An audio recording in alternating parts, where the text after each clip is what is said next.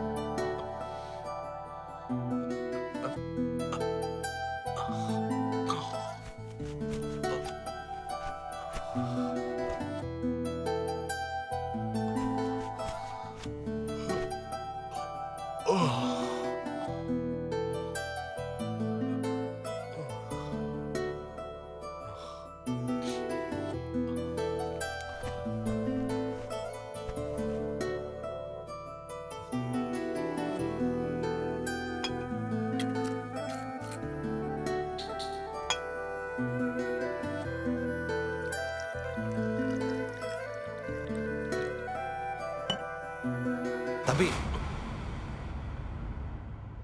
வேண்டாம் தம்பி.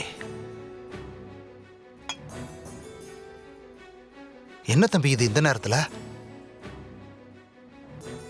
நாளைக்கு படம் ரிலீஸு, சேனலுக்கு பேட்டி தரேன்னு சொல்லிட்டு இருந்தீங்க.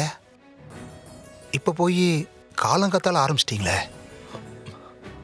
இல்ல சிவம், நேற்று நைட்டே ஆரம்பிச்சிட்டேன். தப்பு தம்பி. இது அந்த பொண்ணு கையிலுக்கு தெரிஞ்சா என்ன நினைக்கும்? சொல்லுங்க தம்பி, உங்களை பத்தி அந்த பொண்ணு என்ன நினைக்கும்?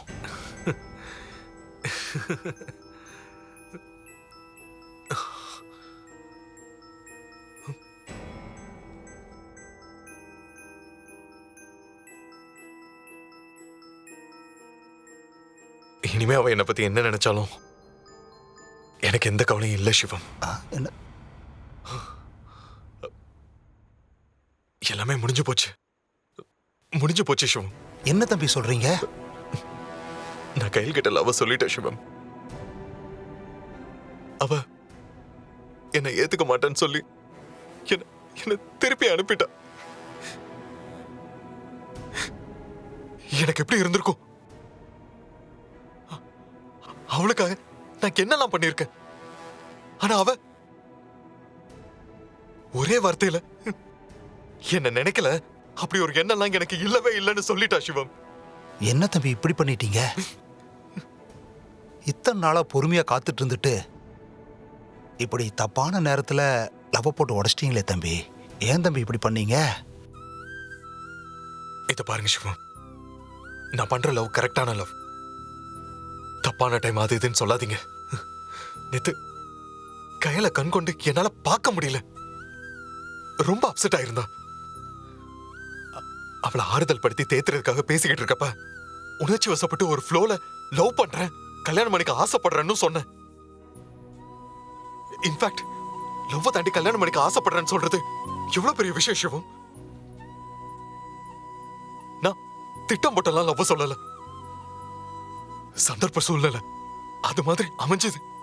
சொல்லிட்டேன். இதுல என்ன தப்பு இருக்கு சிவம்?